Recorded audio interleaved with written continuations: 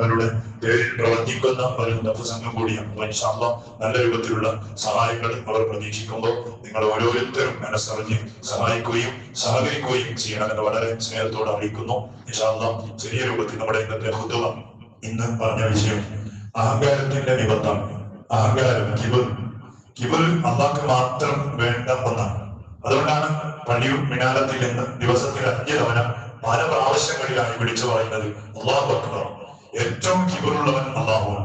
അള്ളാഹ്ക്ക് വേണ്ടതാണ് കിബർ. അതിനുള്ള എല്ലാ പ്രത്യേകതകളും അള്ളാഹ്ക്ക് ഉണ്ട്. പക്ഷെ നമ്മുടെ ജീവിതത്തിൽ ചെറിയ രൂപത്തിൽ പോലും നമ്മുടെ കൽവിൽ ബാധിക്കാൻ പാടില്ലാത്ത ഏറ്റവും വലിയ ക്യാൻസറിനെക്കാളും മാരകമായ ഒരു വിപത്താണ് കിബർ എന്ന് പറഞ്ഞത്.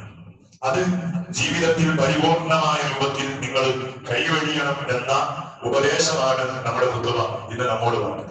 കിബറിന് അവകാശപ്പെട്ടവൻ അല്ലാഹുവാണ്. നമുക്ക് വേണ്ടത് താഴ്മയാണ്. കിബർ നടിക്കാൻ നമ്മുടെ കയ്യിൽ എന്താ ഉണ്ടത്? എന്താ?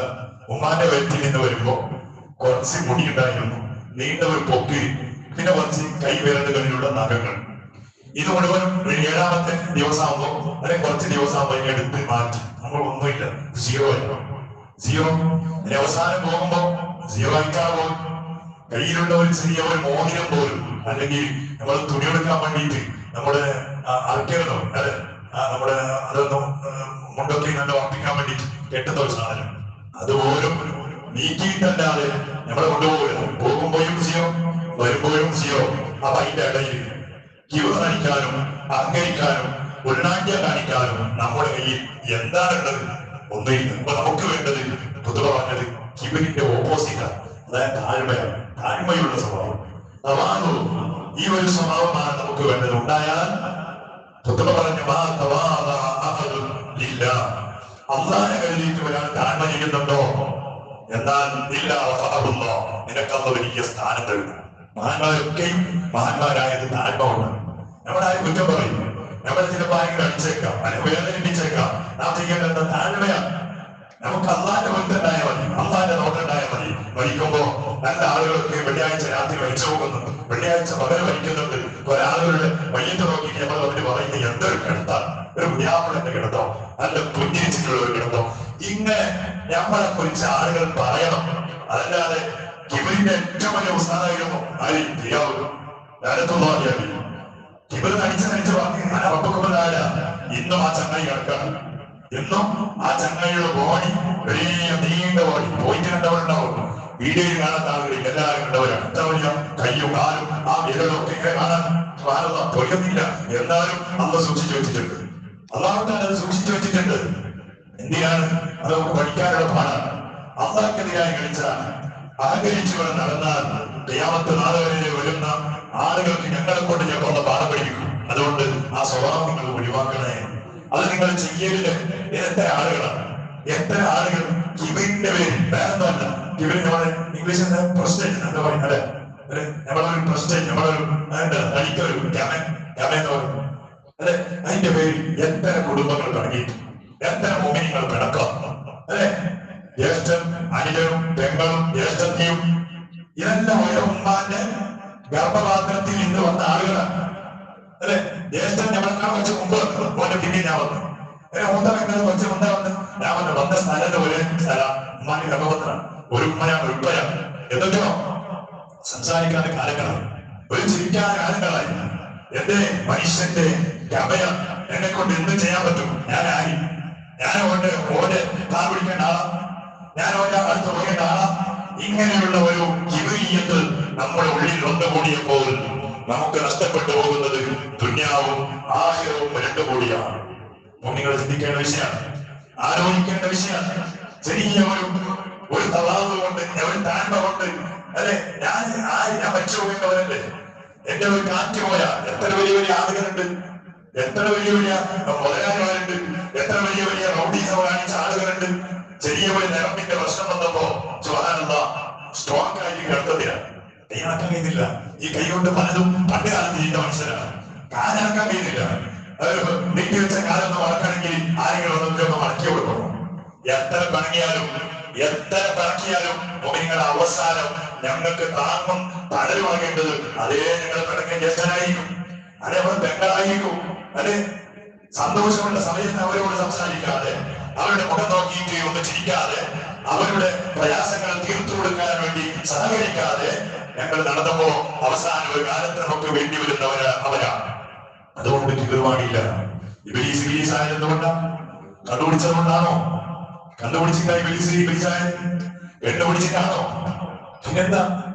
ഇവരല്ലേ ഞാൻ വലിയവൻ, തീ കൊണ്ട് വളച്ച ആദരങ്ങൾ, അല്ല തീ മണ്ണ് കൊണ്ട് വളച്ച ആദരങ്ങൾ, തീ കൊണ്ട് വളക്കപ്പെട്ട ഞാൻ എന്താ? ഞാൻ നമുക്കാരാണ് നമ്മുടെ ഇടയിൽ വരുന്നുണ്ട്. എത്രയോ 5 മിനിറ്റ് സംസാരിക്കണം.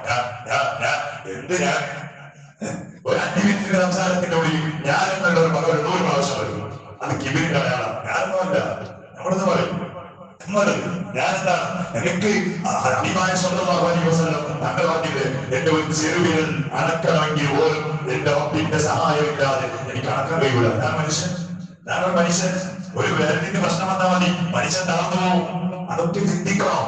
അതൊക്കെ ചിന്തിച്ച് ജീവിക്കുമ്പോഴാണ് മനുഷ്യന്റെ ആ സ്വഭാവം. അതിന്റെ ഇടയ്ക്ക് പല മുമ്പ് മുത്താലിബായി പഠിക്കുന്ന സമയത്ത് ഒരു ബസ്സിൽ ഇങ്ങനെ പോകാം. കർണാടകത്തിന്റെ ബസ്സാണ്.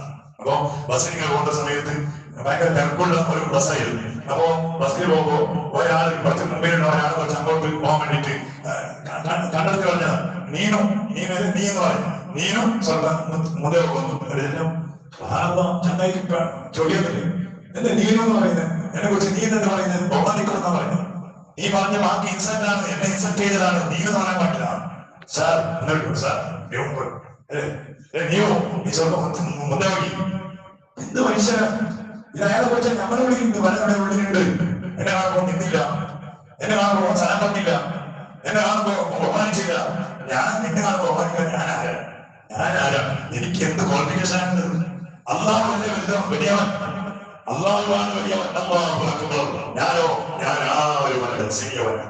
ചെറിയവൻ, ഞാനൊന്നുമല്ല. എന്നെ ബഹുമാനിക്കപ്പെടേണ്ട ഒരാളല്ല ഞാൻ. എന്നെ കുറിച്ച് നിങ്ങൾ എന്ന് പറയപ്പെടേണ്ട ഒരാളല്ല ഞാൻ. അതുകൊണ്ട് എന്റെ മഹാനായ ഉയർത്തി കൊടുക്കട്ടെ. എല്ലാ വിട പറഞ്ഞു പോയ മഹത്തുക്കളായ അരിയങ്ങളുടെ സാധാത്യങ്ങളുടെ മശായിഹന്മാരുടെ ദാരിദ്ര്യം ഉയർത്തി കൊടുക്കട്ടെ.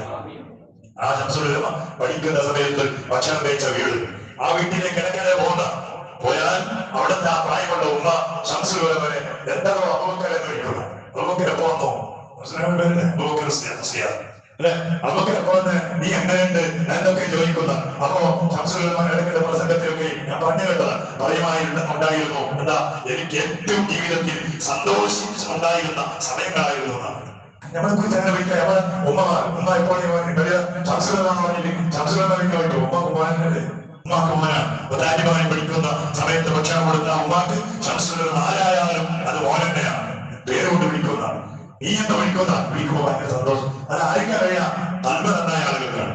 കല്യപ്പോകുമ്പോൾ പ്രിയമാണ്. ശരിക്കും പിണങ്ങിട്ട് എന്താ കാര്യം?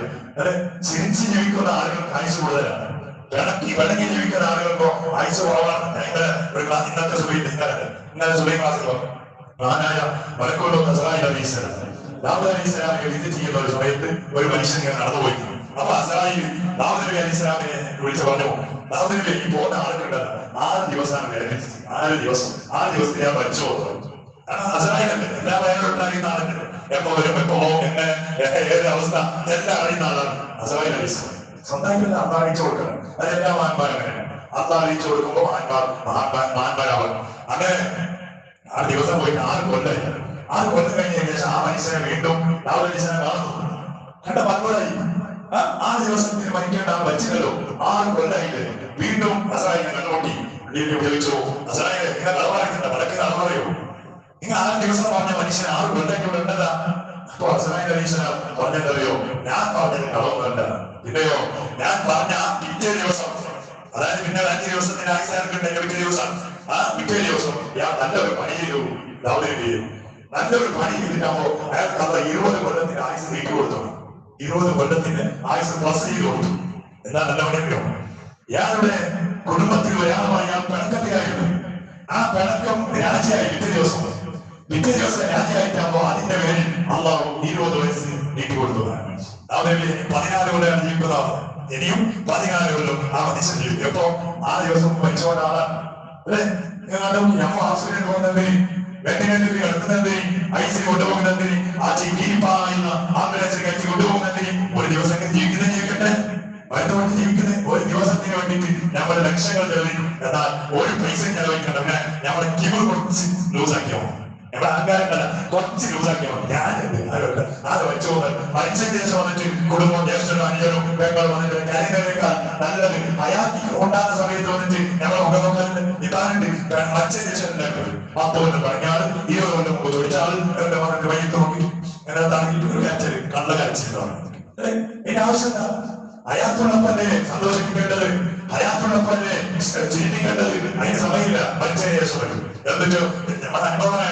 എന്നിട്ട് വന്നിട്ട് 10 കൊല്ലം കഴിഞ്ഞാൽ 3ന്റെ എല്ലാ ചെലവും എന്നെ കണക്കില് എന്തി ചെലവ്. പിന്നെ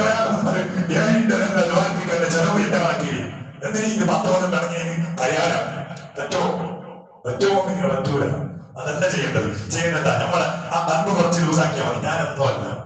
ഹയാത്തുള്ള സമയത്ത് പിണങ്ങി ആളുമായിട്ട് പോയി സംസാരിച്ച് കൈ കൊടുത്ത് അവരെ സന്തോഷിപ്പിച്ചാൽ അന്ന് ആയുസ് നമ്മുടെ ജീവിതത്തിൽ മാറ്റത്തുണ്ടാവും. ഒരിക്കലും ദാരിദ്ര്യം വരില്ല.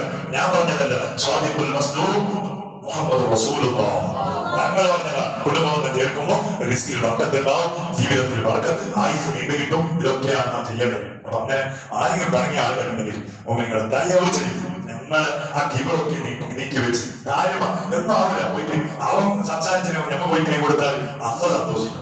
ഞമ്മ അവന്റെ പണിക്ക് പോയാൽ പോകുമ്പോൾ കുടുംബത്തോടൊന്നിച്ച് കുറച്ച് യാത്രകളും ആ മുസ്ലിം എന്നെ കൊണ്ടുപോയി സന്തോഷിക്കട്ടെ. അങ്ങനെ ചെയ്യാം. ഇത് ഞാൻ ഓപ്പറ്റില്ല. ഞാൻ എന്റെ ഓരോ ആരംഭിക്കുന്നത് ഇതാണ് ആരെ ഇബലീസിന്റെ സ്വഭാവം. ആ ഇബലീസ് അന്ന് തുടങ്ങി വെച്ചത് കൊണ്ട് ഓനെ ലാനത്താക്കപ്പെട്ടവരായി അവന്റെ വഴിവിന്റെ നബി പറ്റിയ ആളുകൾ ഖിയാമത്ത് നാൾ വരെ ലാനത്താക്കപ്പെട്ടവരാകും. അള്ളാഹുവിന്റെ ഉറക്കണ്ടാവൂല. അള്ളാഹു നമുക്ക് ഈമാൻ തരട്ടെ. അള്ളാഹു നമ്മുടെ കൽബ് ശുദ്ധിയാക്കി തരട്ടെ.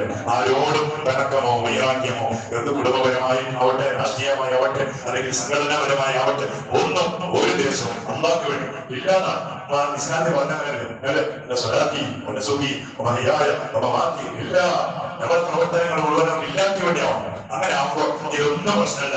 എല്ലാ പിണക്കങ്ങളും ഒഴിവാക്കി നല്ല ആദത്തോടെ ഒരാളോടും വൈരാഗ്യമില്ലാത്ത ഒരു സമയത്ത് കാമികായിമാനോട് അള്ളാഹുവിന്റെ റഹ്മത്തിലേക്ക് കടന്നു ചെല്ലാൻ നമുക്ക് പടച്ചറബ് തൗഫീഖ് ചെയ്യട്ടെ. ആമീൻ.